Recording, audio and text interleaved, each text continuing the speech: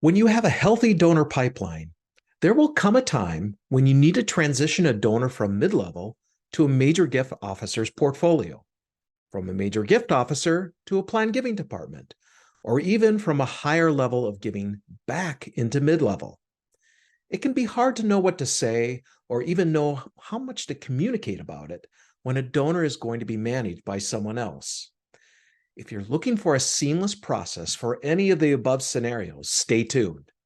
For this podcast episode, I've invited Kara, Diana, and Karen to take over the podcast and share some of the strategies on how to gracefully transition your donor relationships in a way that feels honoring and respectful to the donor. Welcome to the Nothing But Major Gifts podcast from Veritas Group, featuring Richard Perry and Jeff Schreifels. Twice a month, we bring you the latest and best thinking about major gift fundraising, so you can develop authentic relationships with your major donors. Here are your hosts, Richard and Jeff. Welcome to today's podcast. I'm Karen Kendrick, and today I've got Diana Frazier and Kara Ansotagi, and we're doing a little podcast takeover. One of the fundamental philosophies we have is that your internal systems and structure should allow the donor to give to their potential and land in the right place within your donor pipeline. There are a lot of factors that make this happen, but one of them is setting protocols for how to transition donor relationships. So I'm excited to have Diana and Kara here to share their tips and tricks on how to meaningfully transition a donor in a way that honors the donor and maintains the relationship. But first, Diana and Kara, why don't you each give a quick introduction and just share how many years you've been doing mid-level work?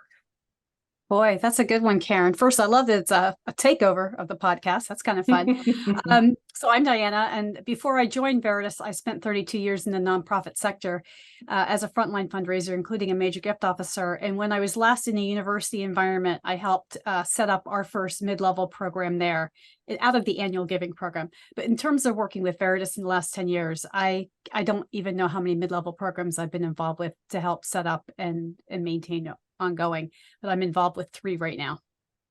Fantastic. Kara. Yeah. Hi, everyone. I'm Kara Ansotagi, Director of Client Services with Veritas. And I love that we're doing this podcast today because it is a question I feel like we get this conversation. We get questions about this really with our clients, and then a lot whenever we have open webinars. And so I think this is such a great subject for us to be having and discussing.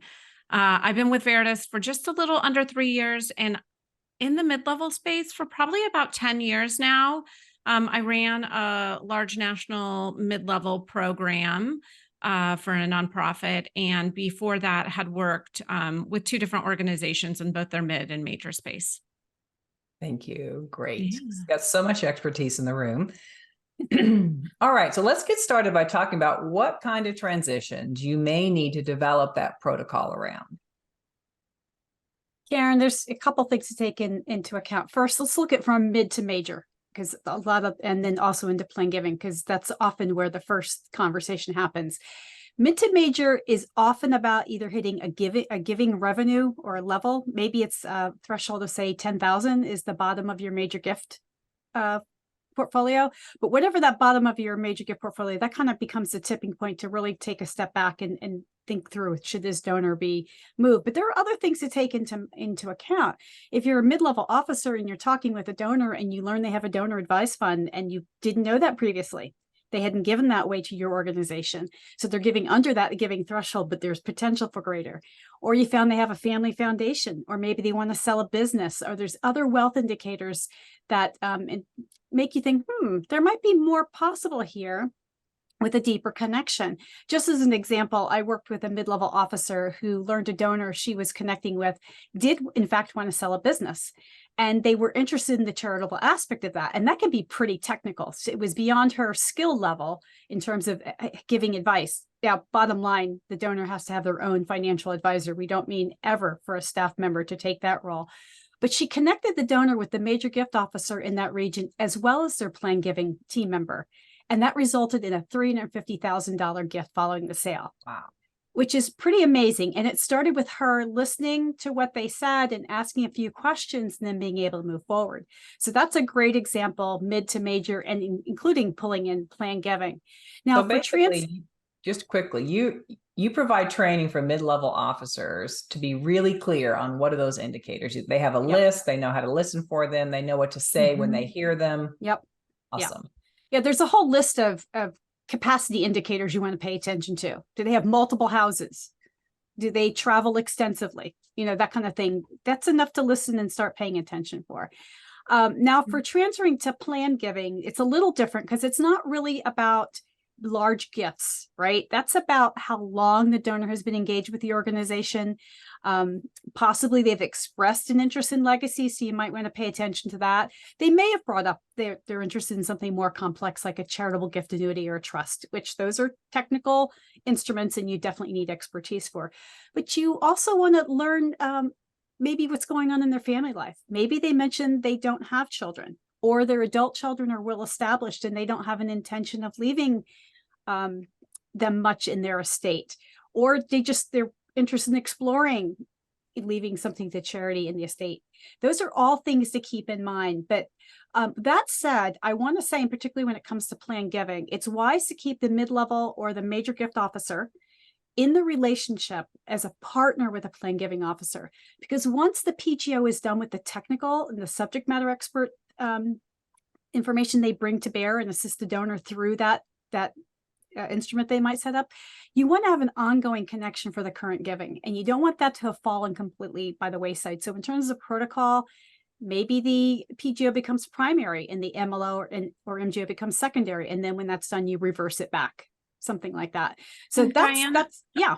I was just going to say, I think the other thing I would just note in that is that yes, absolutely. And I think the reverse can happen where when they don't have a relationship, they both are sending too much stuff to the donor or the same thing to the donor. And so that partnership and that conversation, I think, is so important. So that you can make sure you're really putting the donor at the center of the work you're doing, whether it's major gifts or plan giving. Yeah, absolutely. Now, in some databases, you can have a commingled plan, like in Razor's Edge, you can see both people's plans. But some systems like Roy, if you're using a high touch plan there, they're actually two separate plans, and you have to click to the other to see what the other person's doing. So what Kara said, absolutely right. Have a conversation, determine, you don't want three people sending Thanksgiving cards, right? That's kind of a typical thing. Everyone's going to do the holiday card or Thanksgiving card. So take some time to map that out, who's going to do what, or what you might be able to do together. The other side is transitions from major to mid. And this can be tied to a number of things, like the donor does not want much contact, or the donor has said their current giving level is where they're comfortable staying, so there's no ability to go up. But it can also be things like if the donor has become unresponsive and you want to be sure that touches are still going out, or maybe the donor has reduced their giving to the mid-level range since you started working them 2, 3, 4 years ago. So it makes sense to make that transition. What's important here is the major gift officer needs to have room in their caseload to connect with donors where there's greater potential of support.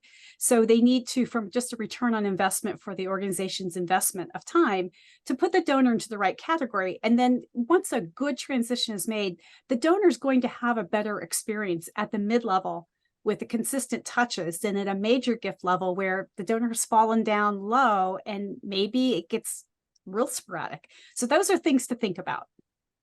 Well, I know right now people listening are thinking, but they love me and I love them and they're my favorite donor. And how would I transition them? And that conversation is to come. We're going to address all of that shortly. So, Kara, what are some of the common things we see in nonprofits that cause this transition to be turbulent, where it doesn't flow back and forth as it should? Yeah, well, I will tell you, Diana's last example of moving from major to mid, this is an example of that. Donor moved from mid to major, okay, and found out in that process, well, they only gave that big gift because they sold a business.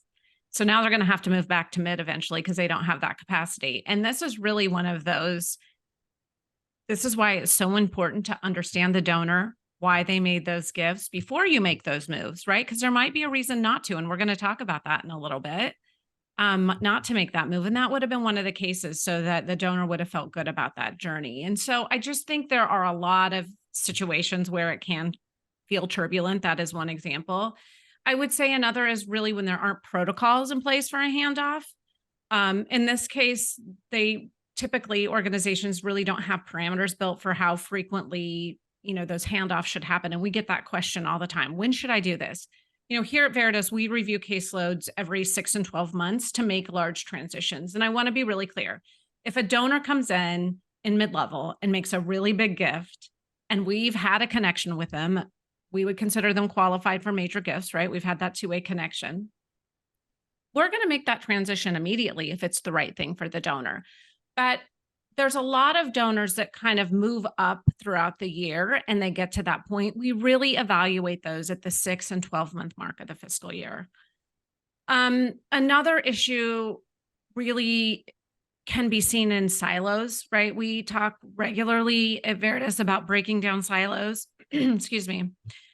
Similar to the issue above, there's a lot of times when people have this sense of ownership based on organizational silos, and they think the donor won't get cared for. You kind of just alluded to this, Karen, if they're moved to someone else, or they just don't know how to make that move in a thoughtful way. This is an opportunity to really serve the donor. And this is what I talk about when I talk to my clients. This is about making sure the donor always feels at their center of the conversation and always feels served. For example, saying something to a donor like, I'd love to introduce you to my colleague, Judy. She's local. She'll be able to serve you in your relationship with our organization in a really meaningful way. That feels good to a donor, right? It feels thoughtful. It doesn't mean you have to go away completely. You can still be there occasionally and check in and see how that donor's doing, but really it's about serving them. Or another example is, my role has changed here, but my colleague Jorge is going to be able to better assist you and continue serving you in the way that I've been serving you. It's really about reinforcing that donor and the value the donor has to your organization. Metrics often become another challenge and sticking point. Yeah, but like my goal depends on this donor giving to a certain level. So how can I pass them back to other folks? Yeah. It's scary. This one gets me every time because I think organizations get so worried about credit, they lose sight of what's really best for the donor. Diana, that example you just shared a little bit ago with that $350,000 gift that they moved to major gifts, I know you have a really great example of credit in this situation that made it valuable for both. Would you be willing to share that? Sure. In this case, and their database, their CRM supported it, they were able to give 1/3 of the credit to the mid-level officer for that work. So yes, the donor moved, but she did receive from a KPI performance evaluation 1/3 credit for that, which was incredible. So that's paying attention that it can happen. It takes extra work on the CRM side to do that, but it can work. Yeah. And you just mentioned KPIs. I think that's one of the key things we have to think about here is making sure the organizational KPI support movement, right? So how many donors are we moving from mid-level to major gifts? What is our KPI in moving those donors, and really knowing attrition rates and how mid-level is serving donors and helping with those attrition rates. And then the last point I want to make here, and just what can be sticky sometimes, is grabbing donors. I've seen this so many times, and it really usually goes back to metrics. When the organization isn't working together and they're fighting over that credit, we tend to see people grabbing donors to boost their portfolios. And that is not the right reason to grab, to have a donor in your portfolio. It is to serve the donor. It's so interesting how we can create a fear-based, grabby, not sharey culture so that everyone feels like they can succeed, which then results in donors not being able to flow through the pipeline, being able to give their capacity to really engage. And so we basically joy. Block them. Right? To feel joy. Mm-hmm. We are robbing a donor from feeling their full joy if they're a mid-level donor who has major gift capacity and they want us to help solve a problem, make a difference, and we don't move them. We are robbing them an opportunity for greater joy. Beautifully said. Beautifully said. So we don't just talk about that you should do something. We actually do all the systems and structures so that you can do something. So Diana, talk a little bit more about how we build those protocols for transitions from mid-level to major or planned gifts. Sure. And I touched a little bit on this earlier. First, you want to understand the giving ranges for each program and agree what your tipping points are, what the dollar points are. But in addition to dollars, because it's not just about the money, you hear us say that all the time, is there two-way engagement with the donor? Kara mentioned that before. Here's one, believe it or not, be sure there's good contact information. It really does not help to move a donor from mid to major if there's no email or phone. Not going to be very helpful for the major gift officer. And if the research person has already tried to find it and hasn't, don't bother at that point. Those are things you want to think about when you're doing those giving ranges. Be flexible if there's a strong relationship with the mid-level officer and a move could truly hurt the organization. Now that's putting our feelings aside, not like, oh, I want to keep this donor, but what is the relationship like? And could that hurt the organization or the donor connection in the organization? And then maybe you can still plan a transition further out, but just be careful there. One thing I should have mentioned before is, and Kara alluded to, make sure this isn't a one-time event. So this goes to knowing your donor, right? If that big gift was because of a sale of a property or an inheritance or something like that, you want to know that and note that in your CRM so you know why you're keeping it mid-level in that case. Another thing I think is super helpful is agree on setting regular meetings to discuss and execute relationship changes. How will the transfer be made? What's the language? Who's going to do what? Is the MLO going to introduce to a new colleague? Or if there isn't as strong a bond, but maybe the MGO says, I know my colleague Colette was reaching out to you. I'm going to step in. Just what you want is, you don't want the donor to go, these people are stupid. They don't even know that George was talking to me and now Sam's reaching out to me. That's what you want to do. Make sure that the donor is clear on that. You want to know how the transfer is being made. And if you can do this in your meeting, get it coded in the CRM right then and there, because if it delays, all kinds of havoc ensues, honestly, just the delay in getting things into your CRM. The other thing is agreeing on checkpoints to ensure that the handoff happened the way you thought it would. Remember, mid-level is one to some and major gifts is one-to-one communication. So you have different rhythms and strategies, and you don't want to help the thing fall apart because you didn't do things in a timely manner. And so they're still getting communication to mid-level while the major gift officer is stepping in. And one of the reasons you might want to move a donor up is at major gift, they can do things like proposals tied to specific donor interests. At mid-level, that's very difficult to manage because, as I said, you're one to some, you're dealing with 600 donors. It's hard to craft personal proposals for someone when you're managing that many donors. So those are things you want to pay attention to so you can better meet the donor where they are with their passions and interests. So Diana, I can imagine I'm a mid-level officer. I have a tier A donor. We're in a great conversation. They're talking to me and I'm supposed to pass them on to this MGO that they're going to be a C tier donor and they're really busy. So I'm worried about like them getting all this communication and connection, then dropping off. So what should I do in that case? That's where that conversation is critical, that it's a clear handoff. And one organization I worked with, they actually on the phone mapped out the next couple of steps for the major gift officer to take over because the plan was in there and they changed the owner to the new person. So the new person had the assignment and that made it go better. And the mid-level officer felt better. But that's why I say have some checkpoints, because if it's not happening, the supervisor of the program needs to know so they can work with the other team and make sure it goes forward. I'll tell you one thing we did with one large nonprofit that had 12 major gift officers and 8 MLOs. They were just creating their mid-level relationship program. They already had mid-level, but they didn't have the relationship management. What they did to help through this whole thing and talk about credit and all that is they decided for 2 years, the first 2 years of the program, to count major and mid-level giving together as a whole. Ooh. And see how, as a whole, how it went up and not worry about each individual piece so much as what's happening to the whole cohort, if you will, all managed donors.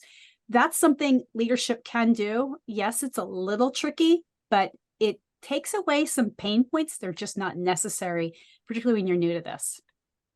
Love it.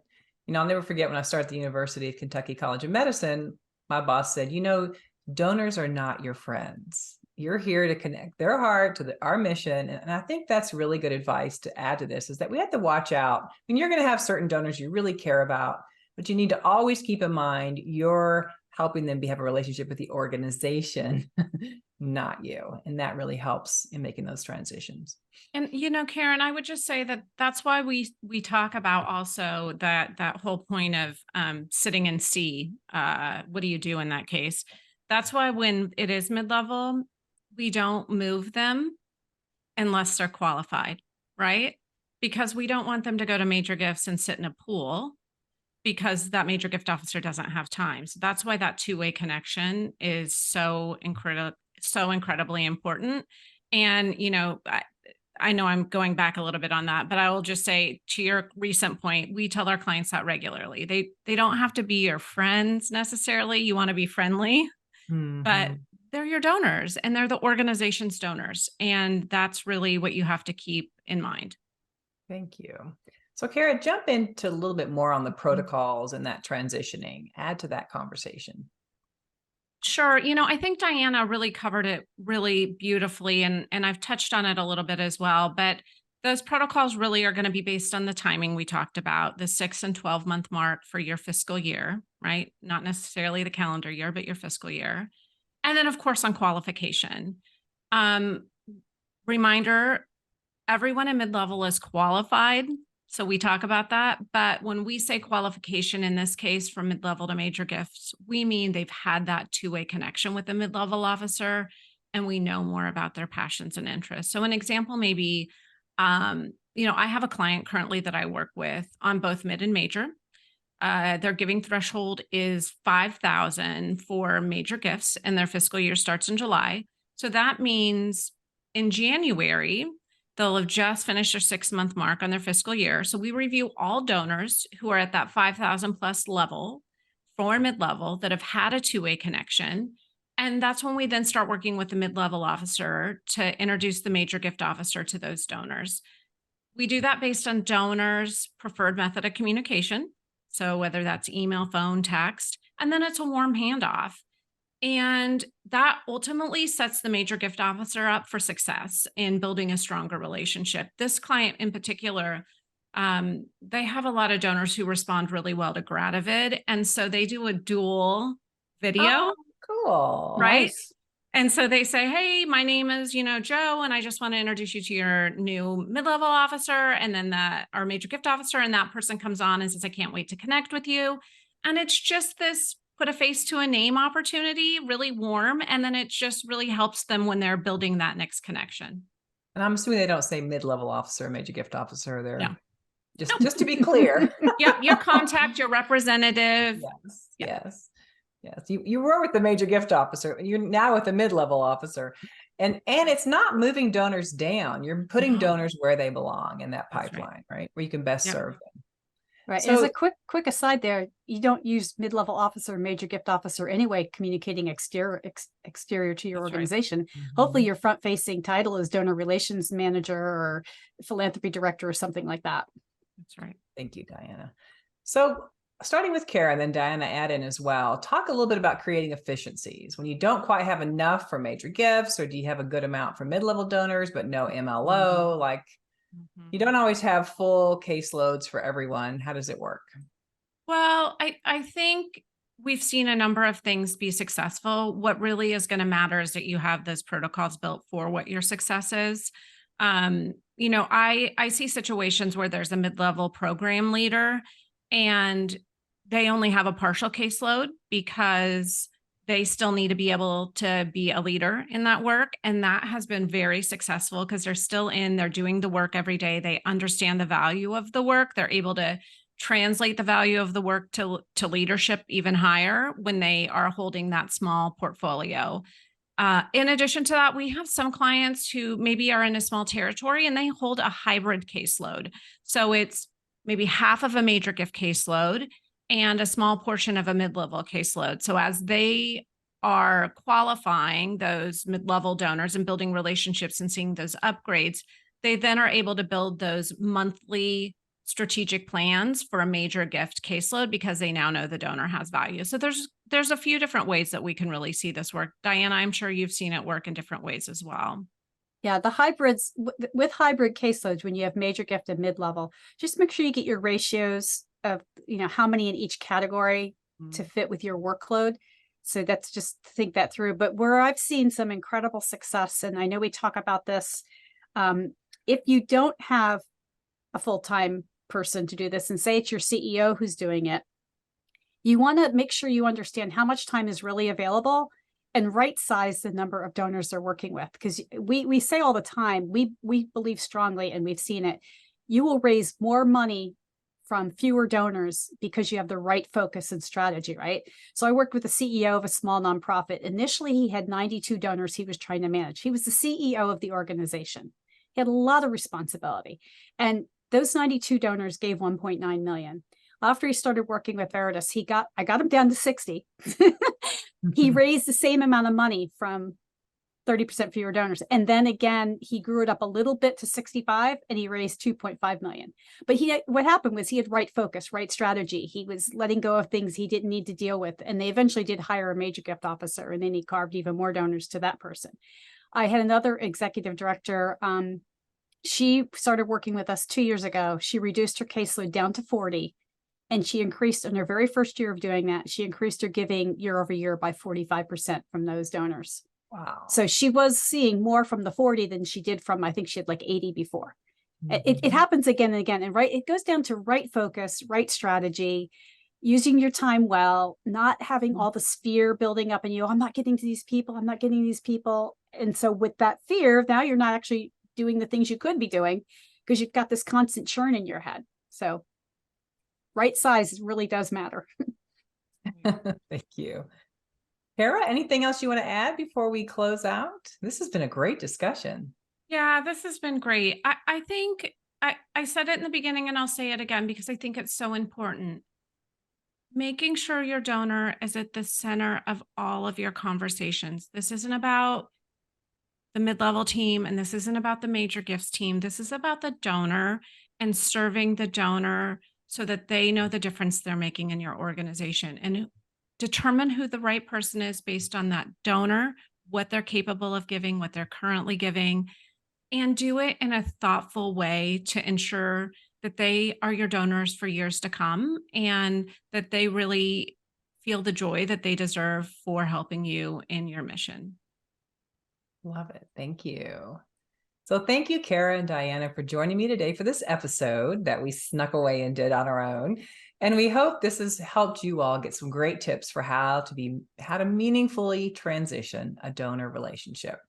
And if you'd like to learn more, because we have a whole lot more than this to share about developing protocols, systems, and structures to support a relational fundraising program, check out our online certification courses and masterclass programs in mid-level and major gifts.